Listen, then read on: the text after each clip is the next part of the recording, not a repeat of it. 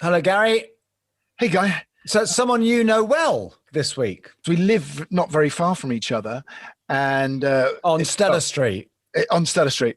And in the old days, of course, we'd be seeing each other at coffee houses and stuff. Now we just sort of wave from the other side of the street. When you said the old days, we see each other at coffee houses. What do you mean, the 18th century? Yes, with Boswell and Johnson.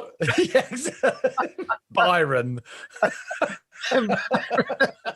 Well, actually, we do go back because Johnny, who's a very close band member and co-writer to most of her hits, or Texas's hits, we go back all the way to about 1982.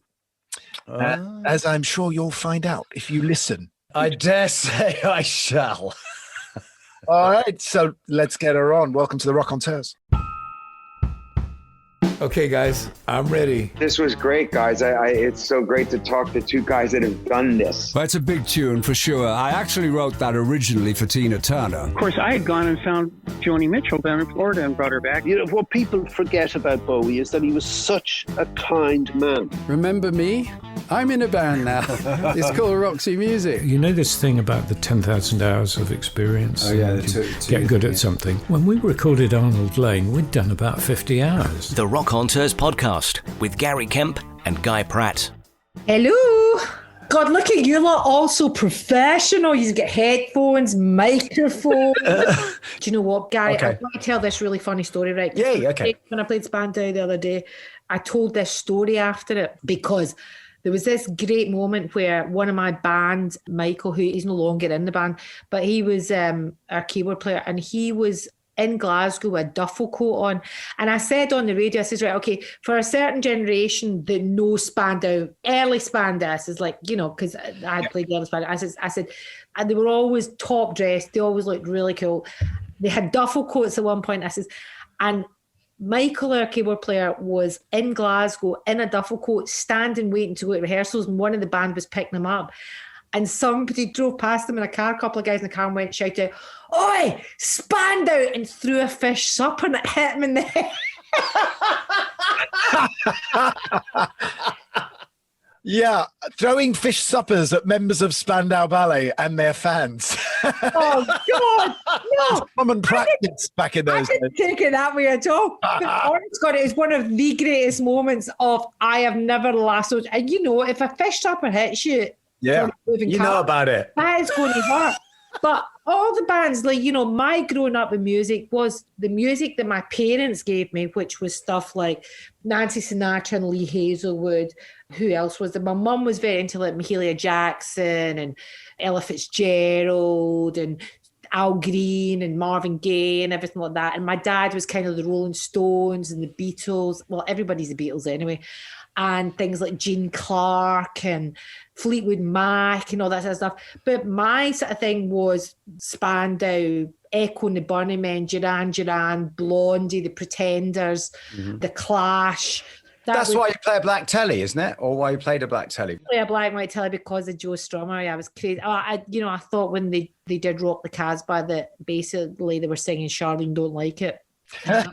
They are. Every song in my life, I am sad because my name's never been in a song ever. So I like Jolene was Charlene, and Burn Rubber on Me, Charlene.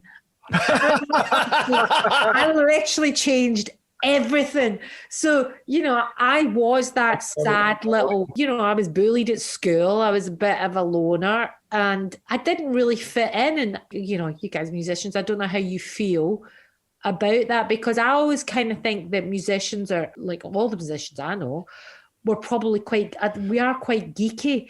We like our record collections, we collect stuff. You know, I've always said I wish that someone should really do a TV show on the collections of musicians, because, you know, Mick Jones has got a warehouse full of stuff that he's collected. Yeah. Exactly. You Same know, here. There's like piles high of stuff and you walk in and you're like, this is amazing. Every magazine he's ever bought. Exactly. Piles and piles of Life magazine. I've never seen so many old Sony Triniton televisions in my life. I was like, what He's got this great Rasta guy who runs the whole thing for him, who's his curator, as it were, who sort of... He called it the Rock and Roll Public Library, didn't he? He did an exhibition Exactly. of it. Yeah. So, I mean, I think musicians are just geeks. I wonder how much of... growing up, obviously, we're really eclectic. We love this sort of music. You just went through all the bands you loved, and they were really widely eclectic pieces of music. And same for me in the 70s, everything from soul to funk to punk to glam. But as we get older, is that obsession that we still have with all of that? It's just normal nostalgia. Are we slightly nostalgic about lost times when we think? I don't know if we are, because there's certain bands that have really come to light that... it's weird because when you're growing up, I don't know how you guys feel, but it's like you kind of think that the music that your parents listen to is just naff, and you're like, whatever. I want to take a real little detour here, and I apologise for this, but only because, and this is if I've got my facts right, Sharleen, about your parents. If I'm correct, your dad was a merchant seaman. Yeah. And your mum was a window dresser. Yeah. Now, that is such a microcosm of post-war Britain, in that those are two professions that everyone did. Merchant seaman, everyone was a merchant seaman. Tommy Steele was a merchant seaman, something you heard about all the time. And window dresser, it was as ubiquitous as like being a dentist or working in a bank or anything. And I think it's kind of what the careers officer would tell creative people to do, to sort of cut them down. I want to be an artist. No, go and be a window dresser. Yeah. And it was a job that was done by women and gay men. But those are two jobs that absolutely define Britain that are gone. The guy I read, she wasn't just a window dresser, she was a singing window dresser. My mum, I mean, seriously, like my mum could have run circles around me as far as vocally. What a voice. I mean, I literally just lost my mum just before the first lockdown. And, it was very sudden and very much missed. I remember like playing gigs and seeing my mum, and I could literally just see how proud she was. And also, whenever I would take a record home, and like when my mum was in hospital just before she passed away, I played the New Texas album. And I remember her turning around to me, she went, "This is a really good one. This is a really good one." And it was weird because we all know that thing, like when we play our records to the family and friends and this thing, when they kind of go, yeah, you're like, oh, shit. But that thing when they go, let me hear that one again. Let me hear that again. You think, okay. But my mum had a hell of a voice. But my mum's whole family, that was very much part of my growing up in Glasgow. Was everyone had to go up and do a turn. You didn't necessarily have to sing, but you had to go up and do a poem or play an instrument. My grandfather was a brilliant musician because my cousin Mark was in the band Gun. He was a singer in Gun. And we grew up, and for a family to have two successful musicians, I mean, not talking about you, Gary, but do you know what I mean? For I fought for him not to be in the band. I fought for it. My mum insisted. You know what I mean? It's like to have two cousins that were both in separate successful bands was like, it's quite a big thing, especially coming from Glasgow. And, we would be in my gran and grandparents' house. My granda had an organ, a Hammond organ in the front porch. Wow. I used to hang on to like the underside of it. And I would pump the pedals, like my whole body weight, just to get the one pedal, like getting the air going in it. And then my cousin would be like, here we go. And we would like literally play that. My granddad was the most phenomenal boogie woogie pianist. Wow. Phenomenal. And everybody would sing. My mum had this thing that all musical instruments were only allowed in the house if they looked like furniture. It doubled as places to put lace. Can you put a doily on it? Yeah, exactly. Hang on, I just want to get this right, Sharleen. She was a window dresser who sang, not a singing window dresser. Because I've got this idea that I'm going to put this shell on this mannequin here. No. Let me have another. Now I'm kind of feeling like I'm getting into Hello Dolly or something like this. Yeah, exactly. Feels like all great musicals. But no, she was a window dresser that sang. Yeah, she'd sing a couple of bits up at the Lindella Club and all those old places in Glasgow. Lindella Club is where Lulu came out of. Lulu sang at my uncle's wedding. When was that? She was 15, 16 years old when she sang. Before she was Lulu. Yeah, before she hadn't gone off to London or anything, but she sang. In fact, no, I think she had maybe had shout out, and she was had already established, and she came back because she knew my uncle really well, and she sang at my uncle's wedding. And it was weird because I remember meeting Lulu for the first time probably about 20 years ago. And I remember saying I was like a bit bashful, and I was like, oh my God, you knew my uncle? And instantly she went, Len Hosey! And off she went. It was like one of those moments. And because I said, well, you sang at my uncle's wedding. And she went, Len Hosey, you're Len Hosey's bloody niece. And it was one of those. So, yeah. You talked about listening to Spandau and Duran and all that, but I remember there was a club, you're obviously too young for it, but called Maestros. That was I'm not too young for Maestros, right. Gary. Off Socky Hall Street, up that terribly steep hill, which was okay when you were going into Maestros, but was horrible when you were coming out at 4 a.m. And that one, see, when the winter hit, I mean, do you remember there used to be a metal fence, like an old wrought iron fence used to go down it? The amount of people that would be hanging on to that in the winter sometimes because it would ice up really bad. And you would be you'd be up there in your like glad rags, you know. Your ballet shoes and your leggings. And oh my God, yeah, your tucker boots. A pair of tucker boots on, big pair of baggies on. Just thought we were, oh my God, thought of the bee's knees. The thing is at that point, I would have been about 14, 15. And I was obviously not supposed to be in Maestros. But I was working as a Saturday junior in Irvin Rusk's, the hairdressers.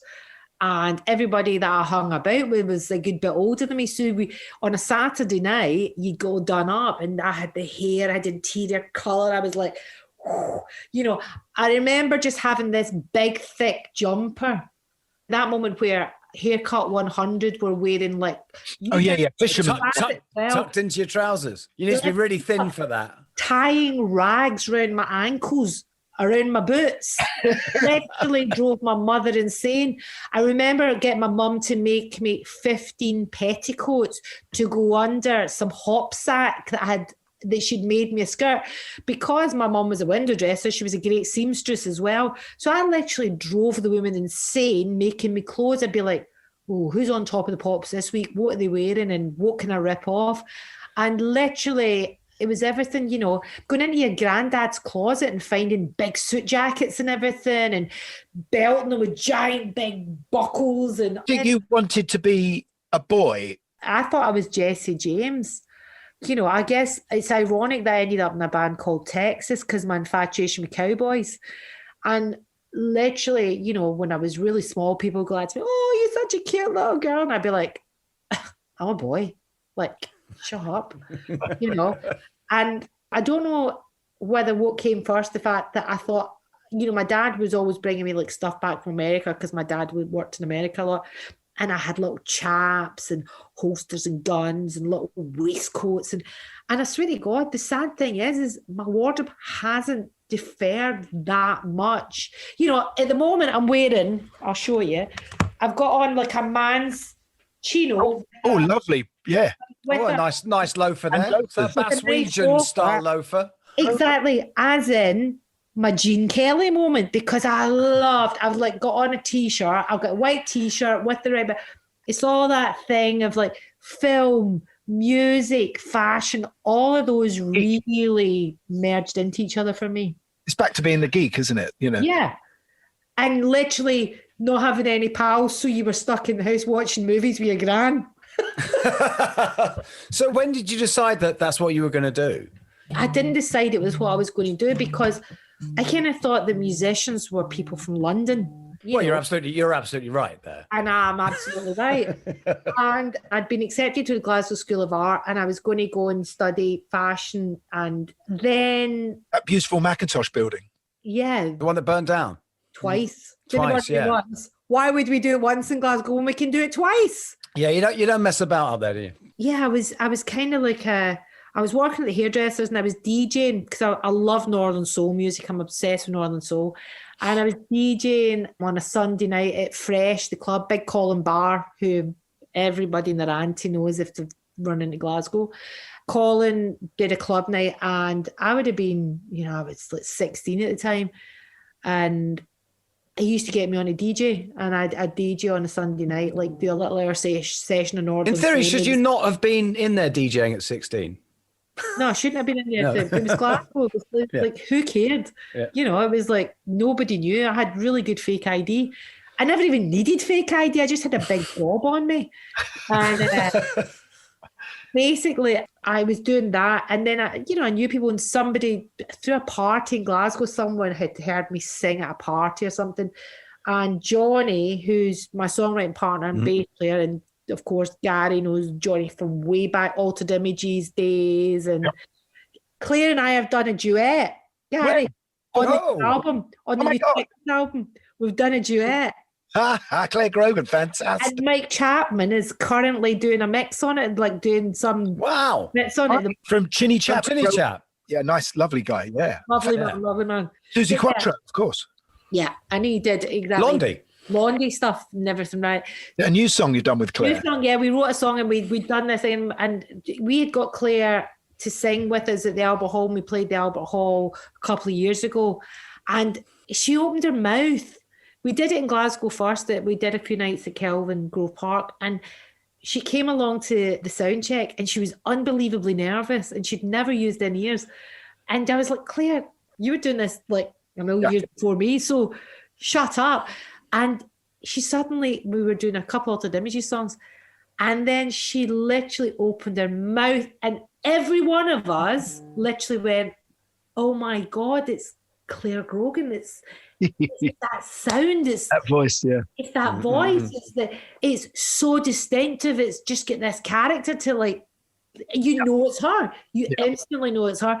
And that's the thing is, I don't know if you guys agree, but for me, I'm like, there's backing singers that are phenomenal. They can sing anything. They can hit any note. They can do anything. But there's so much to be said for, when Bob Dylan sings, it's Bob Dylan. It's the same with musicians. There are amazing musicians. It's like you can't teach somebody feel. Yeah. Technically you might not be whatever, but you can't teach somebody feel. You either have feel or you don't feel, which I know that Gary's young son, I don't know how old he is now, but I saw this boy play when he must have been about 4. Yeah, he's 16. And I was literally like... Well, Guy's son is in a band called Outline. And we've all got musical children. Amazing. Outline, yeah. I don't have a musical... In fact, you know what? Lucky you. Lucky. That's the funny thing, because you don't want your kids to be musicians, do you? You want them to be an editor of The Guardian. Hang on, let's go back, because you were DJing in this... I was DJing, and then basically... Someone had spoke to somebody, they all played football together. So Johnny and Jerry played football with 2 guys that I shared a flat with. But at this point, I am just about to turn 18. And I was a fully qualified hairdresser, but I was working a hairdressing salon. And I decided to go down that route because they had Catherine Hamnett boiler suits for their uniforms. And I was like, I'm going to go and work there. I was loving it. I was in an atmosphere that was really creative. They travelled all over the world, from us doing big shows and everything. I was very much part of that. And I was travelling with them, and I was the youngest hairdresser that had ever done that. And we played great music in the salon. We all would make mixtapes up to take in, and the weekend would come, big nights out. It was, I was loving it. And then Sparky, this friend of ours in Glasgow who knew both myself and Johnny and Jerry, said, Shar, I know some guys that are putting a band together, come down and sing. And I was like, yeah. And I just thought he was talking absolute rubbish. I thought it was like some crappy chat up line. And I was like, I didn't turn up. And it was Tuesday night and I was doing night classes. I got a phone call like, where are you? And I was like, I thought it was bullshit. And he said, no, I'm serious. And I said, okay, I'll be over in an hour. And I turned up at Sparky's house and he taped me singing, and I sang It Should Have Been Me. And I sang a Culture Club song. I think, what did I sing? I was like, give me time to realize. Oh, yeah. All that, right? Do you really want to hurt me? Yes, you want to hurt me. Was Jerry and were they playing? Were they the backing band, or were you just? No, I just sang it total a cappella, and it was taped. And Johnny was on tour with Eurythmics. He was holed up in Amsterdam because Annie Lennox had got sick. Johnny was in Hipsway at this point, and all wasn't good there. And Johnny was wanting to put a band together, and he wanted to have a female singer.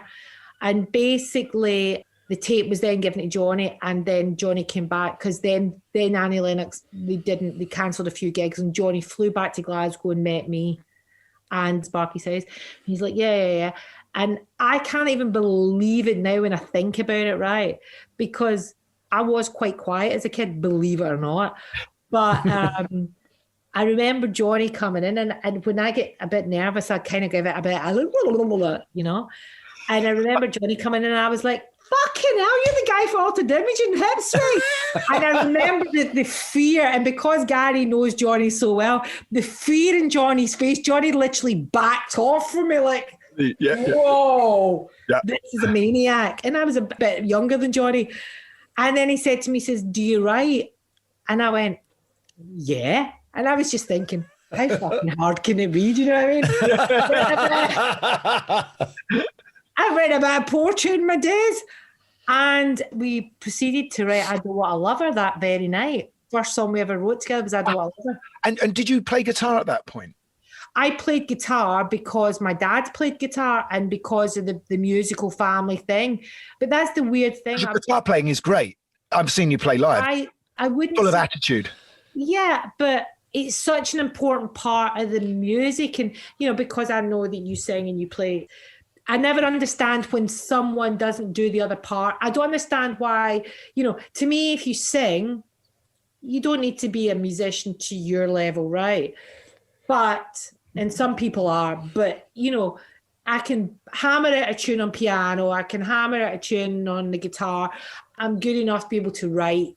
And I don't understand a guitarist or a bass player or someone that can't sing. I go, what do you mean you can't? What do you hear? You know, surely, you know, Ali and I have this argument all the time. I'm like, you just played right over me. You guys know these arguments in bands. And I'm like, hang on, this is my moment. Yeah. I'm like, whoa. Our drummers that do that moment, but you're like, I mean, I am so allergic to drummers. I noticed, because you did with Texas, I'll say with the history of the band, it's the one Texas are to drummers what Roxy Music are to bass players. And no one has ever seen any of those drummers since, right, yeah, Sharleen? Exactly. Oh my God, we're looking for a new one at the moment.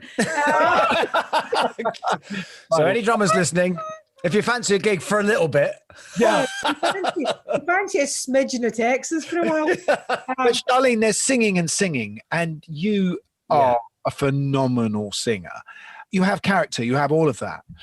You know, I can hear elements of what's, you know, all of those things you mentioned earlier that all fed into your voice.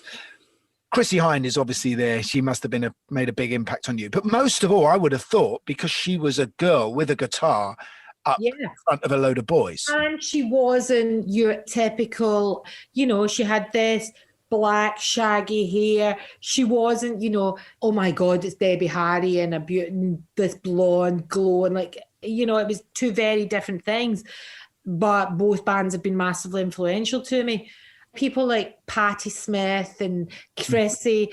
But then again, I've never differentiated, you know, I've never really split up and went, oh yeah, I relate to her because it's a woman.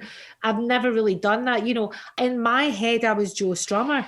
You know, I remember the first time I ever saw Joe Strummer play guitar and spit the words out, like, oh my God, the delivery was like, it was pure passion. I remember he'd cut his hand on the bridge of the guitar, and literally it was bleeding all down it. And I just remember being like, you know, it left such an impression on me. And I was like, that's what it is to me. That's what music is to me. It's about being in the song and being in the moment of, I can see the story. It all comes to light for me when I'm performing it and like when I'm singing it. And when I am singing and when I am playing, I am actually in my most comfortable place, because I'm not great at explaining sometimes what I'm trying to say. And I never was as a kid, you know, like I remember in a report card early on that now I actually want to go and smack the teacher around the head with. And she said in my report card that I had no understanding of language. And now I want to go, I'm a fucking songwriter. You know what I mean? It's like that thing. And it was that thing. And maybe because there was no rules again to the way that I would use language. And, you know, it's a bit like Billy Connolly tells a story, right? But Billy Connolly goes down a road and then he goes, yeah. But then he eventually comes back to the story. And that is very much how I kind of speak. I will go off in tangents, as you have noticed. Right, guys taking notes here.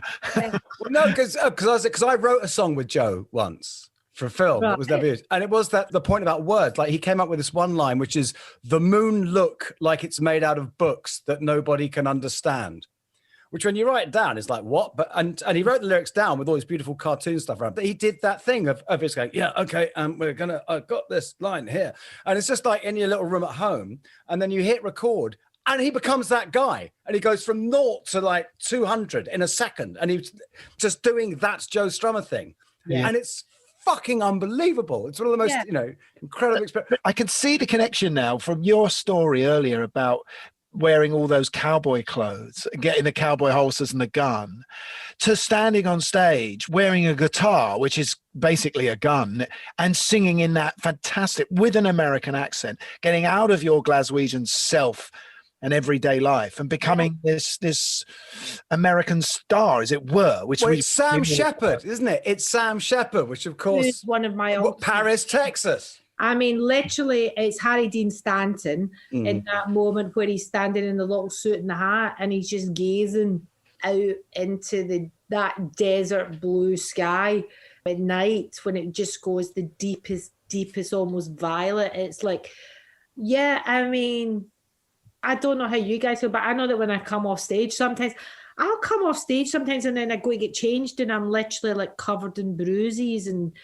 cuts and all sorts, because I've been diving around and, it's got a little bit more of a challenge as I've got older. Suddenly I've like jumped off something and then I go, shit, how did I get back up there? I can't get back up there. Do you know what I mean? I've done a bit of that now. Whereas before I would have been like, woohoo! But I love what I do. And I think I love it even more now than I ever did. And I loved it from the beginning. But I can almost slow it down now and enjoy the moments because I can breathe within it, because I'm better at it than I was back then. So that gives me more freedom, because as a musician, I'm always growing. So I'm able to kind of pull it back and just savor a moment. Yeah. I wondered why, for instance, like when you did your movie songbook, was that you trying to challenge yourself? Yeah, I had the opportunity to do it and I was asked if I would do it. And I went, yeah, because I'm never going to make that record for Texas. God bless the child on that is extraordinary. I mean, it's brilliant. So I don't mean that in the family sense. Oh, it's extraordinary. I mean, it is absolutely brilliant. I'm really lucky that I've got a band that literally go, we'll always have Texas. It's like, yeah, we are Texas. It's part of us. It's like what we do. And if I want to go off and do something, nobody kind of goes, oh shit, she's going to go and become, because everybody knows categorically, I've never wanted to be a solo artist. I've done a solo album but the reason that when I made that solo album was mentally, I was in a completely different place and I needed to get over what had happened in my personal life. I needed to write those songs and I needed to be not sitting in the studio with Texas and my guys who are they're my brothers and my family going, oh, this is really awkward and Char's not in a good place and oh, we're men and we're not dealing with this properly and I don't know if we should say something. I don't know, it was that. So it was like, I'm going to do this. Then I just went, did it. And then it was like, move on. For me, that it was the first time that I really needed to just get rid of some serious baggage that I had that I knew was not baggage, was not going to be Texas baggage. I was in a very quiet, very still place, and that's not Texas. I just needed to make that record. And that was why I did it. And I had the opportunity to do it. And then on that was when they said, do you want to do this film album? And I was like, hell yeah. I really wanted to make that record and, work with all those musicians and have that big band feel to do something, because I knew I wasn't going to do it in Texas. I never got into a band to have rules. I get into a band because I didn't want to have any rules. So to me, it's not like stay in a lane, because if you're a musician, there is no lane to stay in. It's like, you do certain things with this person, then you go off and you do something with, you guys have played with loads of different people and made different records. It's fun. It's really good fun working with other people.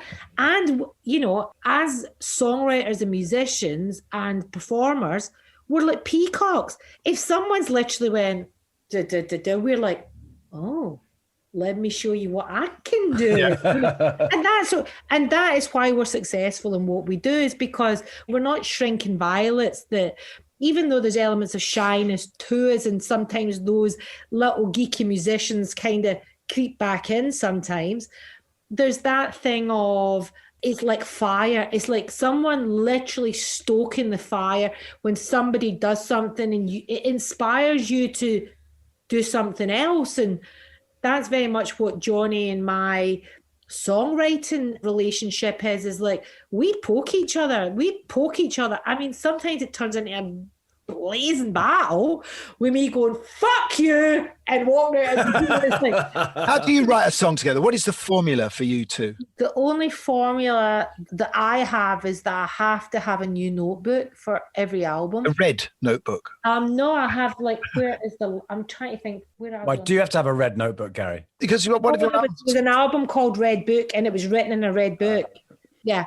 Thank you. Literally, there's I've got all of them, and then I turn it on its side and I write Texas number and whatever, and that is the only format and formula that starts every record. So you both might have a guitar part, a drum beat, or something. It can be anything. It can be absolutely anything. So it can start with you, or it can start with you. It doesn't matter. Johnny will be like, "What about this? What about that?" And then the two of us will come together, or I'll say, "Oh, I've got this." It's like having one of those big boxes that they used to have on Blue Peter, that when they go into it to make stuff, and they'd be like, oh. The dressing up box. Yeah. In play school, that dressing up box in play school. But it's like that, but it's like getting in there, it's like, oh, what have I got? What have I got in my bag of tricks? I've always been obsessed with Mary Poppins in that carpet bag. That pretty much pulls a lamp out and she goes like this with it. It was early Amazon, really, wasn't it? Yeah. I love it. That would be such a good advert for Amazon. It'd be the best. That would be, you should sell that to Amazon, Gary. They came into my life. Johnny came into my life with his brother Jerry. I made friends with them doing the Top of the Pops when Altered Images did Top of the Pops. Probably around the same time we did chart number 1. So it would have been about 1982. And I hadn't written the True album yet. And I went up a few times to Glasgow to see them and hang out with Claire and Johnny. And I'd just written this kind of slightly weird Spandau second album. The music that was constantly being played to me up there by those guys was Marvin Gaye and Al Green. Yeah. And out of those influences of sitting in the car with them, driving around, listening to that music, I actually ended up writing a Blue Eyed Soul album and wrote True. Wow. It's a style of music that's heavily influenced you guys as well. It's a Scottish thing, obviously. Yeah. Soul music, for some reason, is in our DNA. We hang on to it. We soak it up. And it suits us as well. It suits the city and it suits the escape. Guy and I went to the Motown Museum, didn't we, Guy? We did. I went there. Yeah. The museum. It's beautiful, isn't it? I mean, wow. Lay down on the exact spot where James Jamerson had to lie on the floor to play the bass on What's Going On because he was too drunk to sit in a chair. Because Marvin Gaye had sent out for him, because Marvin had written the song at 2 a.m, and he went, go and get me the band. And the Funk Brothers had a jazz gig, and of course they were just finishing up, and they're going, quick, get back. Oh, I don't think James is you. Now, Marvin Gaye, he was a great drummer, and he knew exactly, don't faff over someone's goddamn vocals. It sits in. Are you hearing that, you drummers? Starting to see why you go through so many drummers. Lenny from the Stone Roses, phenomenal drummer, because he's a wonderful, wonderful soul singer. It's like, listen to him play the goddamn drums. He plays it like he's making love to you. Marvin Gaye plays the drums like he's making love to you, you know.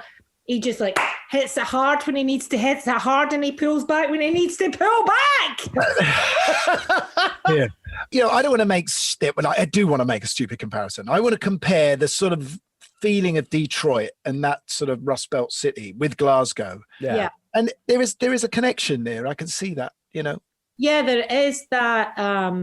We went to Detroit. We actually wrote a song called Detroit City. That's right, yeah. And when we went to Detroit, there was a mood and a thing about Detroit, and we'd been to Detroit, but when we went out to make the video as well, Detroit has that, there is definitely a similarity amongst them, between them, I should say. And that hard-working motor city, and, you know, Glasgow's an industrial city, but there's also this great musical history. And again, as well with Glasgow, is, you know, like you have like the real working class parts that are deprivation, and then you have like wealth. Yeah. It really does have that, and there is definitely a real similarity about it. Well, also because we were talking to Alice Cooper about this, because you got Motown, Detroit, but then this whole other world of hard rock, you know, complete and punk and everything. That's kind of what you do, you know, in Texas. It's a real mixture, isn't it, of Al Green, thrash rock. Yeah, it is. It's kind of, you know, it was really funny because I don't know, Gary, if you were there at Carfest a few years ago when Rick Astley was doing it. No. And Rick said to me, literally before he went on, so we had already performed, and I was sitting having a cup of tea backstage, and Rick came running out and said to me, he says, Shar, do you know Highway to Hell? And I burst out laughing, and I went, do I know Highway to Hell? He's like, will you come on and sing it? I was like, yeah, whatever. And I came on, and Rick was on drums, and I sang Highway to Hell. And everybody like, what just happened there? And they went, we've never seen that part of you. And I was like, oh, hell yeah. Because when we first started in Texas, we used to rehearse Highway to Hell because Ali is a massive AC/DC fan. And I used to like faff about and give it all, sing it, everything. So we wouldn't even flinch between doing an AC/DC song, going into Tired of Being Alone, Al Green, and then maybe doing Prince, Raspberry Beret, which we used to rehearse as well. The only thing that I'm not great at, to be really honest with you, which I really, I'm useless at, a lot of very, like, if you go to early Bowie with me, I struggle. How early? Okay, let's say anything before Let's Dance or something. Oh, right. okay. The whole Wow. Ziggy. That's Bowie, basically. Anything early. If you ask me to sing anything, I literally turn into Tommy Steele. Yeah, but I bet you'd do a brilliant Young Americans. Young Americans, Yeah. I can nail it. You know, I can literally, because at that point, so anything that's accented or slightly spoken, I really struggle with. But you just said Tommy Steele. You'd probably do a great rock with the Caveman, actually. But you know, it's funny. You're talking about that eclectic love of music, an ability to swing from all of these different bands. And we had Midure on a couple of weeks ago. He's done the same thing. He's played from everything from Ultravox to Thin Lizzy to a boy band. And he said, when you grow up in Scotland, you know, the sort of show band thing of, if you're a musician, you play every song in the charts. You know. I guess having the knowledge is kind of, you have to be able to, someone's playing something and it's like, it does go back to that moment of having to go up and do a turn. You better hope that you friggin' know like what is happening and songs from, including Chirpy Chirpy. But you didn't do covers bands, though, did you? Do you know, I know the song. It's like, it's really, really, but I don't know if you guys have got it, but I know there's definitely a jukebox in my brain. Yeah. And then I'm like, why don't we do this? Or why don't we do that? Or we could take it down that route, or we could go here, or we could go there. And it's a really, really important part of being a musician is having a knowledge. But I actually really do I love music. I love music. I absolutely love. I love records. I love hearing something on the radio and going, oh, what's that? You know, it's like, Sharleen, we have to talk about phenomenal success of White on Blonde because, you know, because that was your fourth album. Yeah. You know, how many bands would get that same chance nowadays? Because you had some success on the first record, and then it was a bit trickier for you on 2 records, which I still think are some great music on those. Oh, great. But you said you thought Manchester sort of kicked you out the running for a bit. It did. I mean, we couldn't get arrested during that point. I mean, literally, we were like, this shit on somebody's shoe. It was literally like, nope. In the UK, but I mean, to be brutally honest, the only reason that we got to go to that point, it was because we were so successful in other countries. You know, we were shifting big numbers of records all over the world. France is massive for Texas, Spain, massive for Texas. It was like, so we were basically still on album 2, 3, we were selling a lot of records. So I guess that maybe if our market had only been the UK, we would have probably been up shit creek and we probably would have never ever got to that point. But luckily enough, we did get to that point.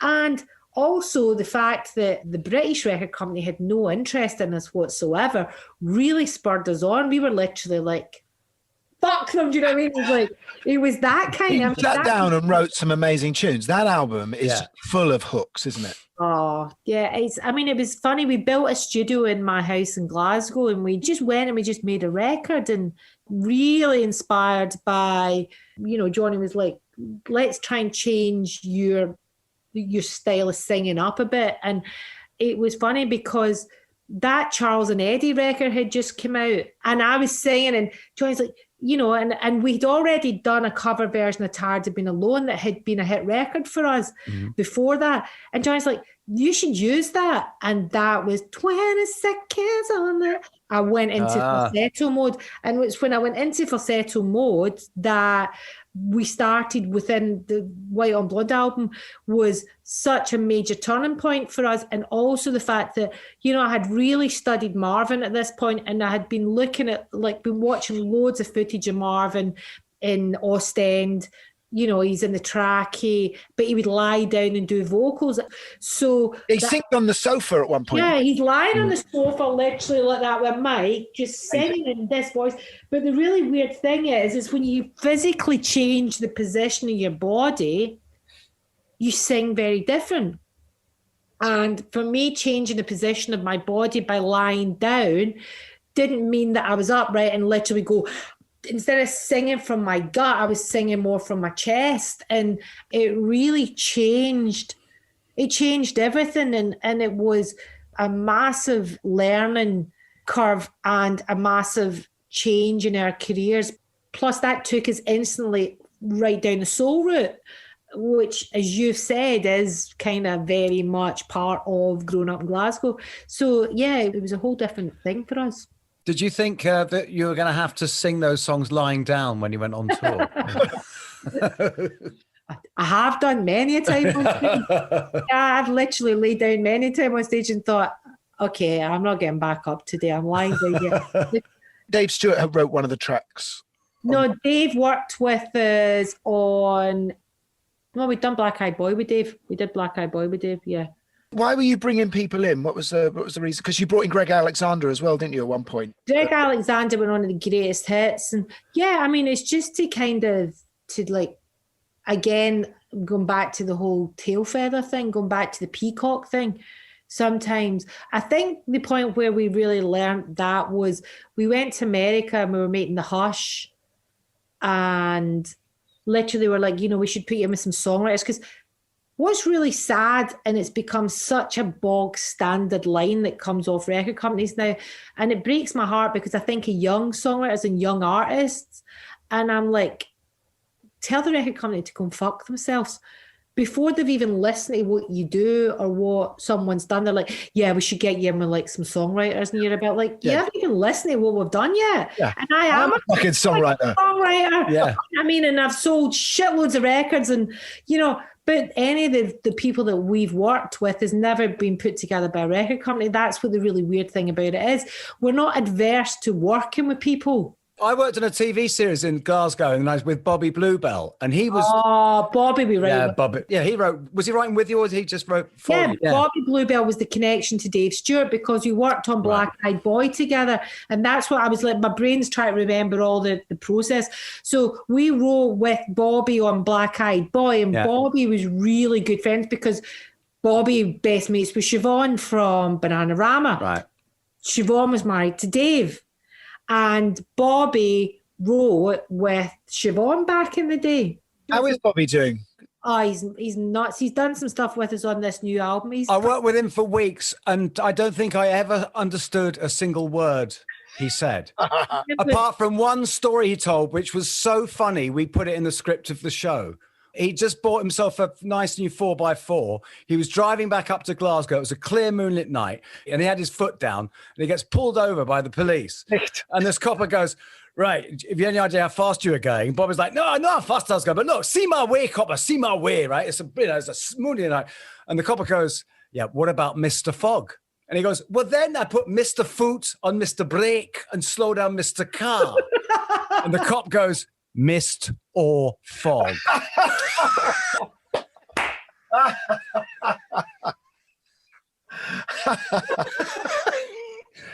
Honestly, Bluebell, see, just having Bluebell in the studio, it causes chaos and creativity at the same time because he's nuts. He's got the loudest voice I have, apart from Tom Jones. Bobby's got the loudest voice I've ever heard. And Bobby Bluebell, if Bobby Bluebell's ever in the studio with you, he would sell his mother down the Swanee to make sure that he sang ooh on the record so that he can get PRS, which makes me laugh so much. The man can't help himself. He'll be like, I'll do some hand claps. I'll do some stamps. Let me sing. But you love him. He's genius. And he comes out of all of that early, what I saw as being the real Scottish scene, which is Postcard, Orange Juice, Edwin. And, Edwin's gone on and made records that sound like early Pamela as well. Absolutely. Absolutely. Just look at Girl Like You and you're like, it's funny how I don't know exactly how or why it's there, but there is definitely some kind of, I don't know if it's about original Scottish folk music that went to America, that then came back. I don't know what it is, but there's, somebody historically would be able to explain it. But there's definitely not so much Edinburgh, but Glasgow is soaked in soul music. How did you get on? In the mid-90s, there was all the Brit-pop laddishness, and that whole time was all about, Viz and lad culture and Loaded. And how did you feel, being one of the few women in that world? It's funny because even though I'm always like, as a kid, I was always like, I want to be a boy. I am not laddish in any way, which is kind of weird because, we all know girls that are quite laddish, but I am so not laddish. I love my girlfriends, and it was quite a sexist time in a way. Yeah, it was a really sexist time, but everything had been sexist. A lot of people talk now and they go, it's not as sexist now, and I just burst out laughing, and I'm like, no, it's better hidden. Right. It's Spice Girls weren't helping, were they? And and that's the thing is when people talk about it, it's like, women alone are not going to solve this, and we're not going to fix it. We need the good men that are out there that will stand up, because you see some men and things will happen and there's a really laddish situation or a real sexist comment or something, and you're like, well, do you know what? Everybody needs to step up together and kind of go, wind your neck in, shut up, you fool, or out someone for what they've done. I was really lucky because I've never been, I don't know whether having the accent, having a Glaswegian accent and having a bit of a potty mouth on you literally puts you in good stead for nobody fucking with you, basically. And if there was a laddie situation, sometimes I'd literally just need to go, turn and look, because I don't know what they thought I was going to do, but I think they thought, let's just back off of this situation. I think because I've got a gob on me, and I think the only reason that I've got that is because if I see any bullying culture in any way, because I was so badly bullied as a kid, that it literally brings such fear and bad memories back to me that I'm like a rat. I feel like I've been backed into a corner and I've got to get out. I'm like, ugh. So I use my words to fight it, and that's what I do. Sharleen, how's Ali now? Because I know, obviously Ali got pretty sick for a while, wasn't he? He was really bad. I mean, he's like... That was an extraordinary escape he had, wasn't it? It is extraordinary. The thing is what the funny thing about the whole thing is that, not anymore, but for quite a good few years after his grade 5 brain aneurysm, they had to do lots of tests and lots of things, because there's certain things that people that have had aneurysms do, like they get very addicted to gambling and the short-term memory and loads of things go. But there's also things that they actually do, as I said, like the gambling thing. And they have to do, they do studies on it all the time. And it's really funny because Ali would they would test them. And I remember being one time at something and one of the doctors was talking about, they hold up, cards and what does this look like and what does this look like? And Ali said something mental, like some bizarre, weird animal of some sort that was probably about 10 people in the world knew what it was. And I remember the doctor saying, he's obviously his short-term memory will never come back. And it did come back, but what was so funny is I was like, no, Ali would have said that before he had a grade 5 brain aneurysm. So, what you need to take into consideration, you didn't know the person before the grade 5 brain aneurysm, but the person before was mental as well. So, it was Ali is the only person I know that, that thing when you go into your first big studio or you go into your first time you go to America, whatever, we're all like these pasty little Scots that were literally almost blue. We were that white. And literally, I remember the first time we went to make an album in LA when we went to work with Bernard Edwards and Tony Thompson and stuff to make Southside the first time. And there was tennis court in the hotel and we were all like, let's go and play tennis. I remember we all got really badly sunburned. I remember that really badly. But Ali played tennis, and he's definitely dyspraxic or something, because you can never predict where Ali is going to hit something to or do. There's no sense to anything that he does. It makes no sense at all. Can't beat him at any games because it's nuts. Is he doing any music with you? He's done bits and pieces. I mean, he does his stuff with Red Sky July with Shelley, his wife, and they've been working on a new record and doing that. But, he comes and does some stuff. He can't do, the tours that we do are too big. And physically it's too much. So, he comes and does bits and pieces. It's funny, you grow into the band that you're given in a certain way. Certain things happen within the band and the band adapts and changes to make it easy for everybody. That's just the way we are. We have to talk about your new album. Have you finished it? It's been a great album to me. It's been really weird because the last couple of albums have been really good fun to make, because not all albums are good fun to make. Some albums are really, really hard work. I mean, don't get me wrong, it's hard. It's as we all know as songwriters and musicians, there's got to be discipline and there's got to be, right, we've got to make a record and we've got to get in and you've got to work on it, and you can't be lazy, because we can tell, we all know ourselves when we've done a lazy record and we go, could have done better. But yeah, this record was really good fun. What did happen was we'd finished the album before lockdown. For me, as I said, with my mum passing away and stuff like that, I was very much I just needed a bit of my own space for a bit just to get my head together, because it had just been bang, and it happened very sudden. And we told my mum was ill, and within finding out my mum wasn't well, 2 weeks my mum was dead. And it was it was a really, just trying to come to terms with what happened. And my dad has Parkinson's and dementia, trying to get all that sorted out. So in a way, I was very glad that I just suddenly wasn't going into Texas promo. I was like, pull back, get my head together. And then we went back and we thought, right, well, we don't know when the hell we're coming out of this or when the album's going to come out, because we pulled the album back and we went, well, let's just not be a bunch of lazy gits. We'll look at the record. And we were starting doing running orders and stuff. And then we're like, oh, wait a minute here, we should do something. So then we did some more writing. We added another 3 songs to the album that we'd written over lockdown with. I was in Wales, Johnny was in Glasgow, Jack was in LA, and Angelica was in Sweden. And we wrote via Zoom. That was how we did it, and it was different. And I wouldn't want to do that all the time to make a record, but it was really interesting, and it was a good thing as well to just be creatively doing something. Who's Angelica? Yeah. Angelica Bjornsson, who's written with us on quite a few records. She did some stuff on the last album as well. And Jack McElhoon, who's Johnny's youngest son.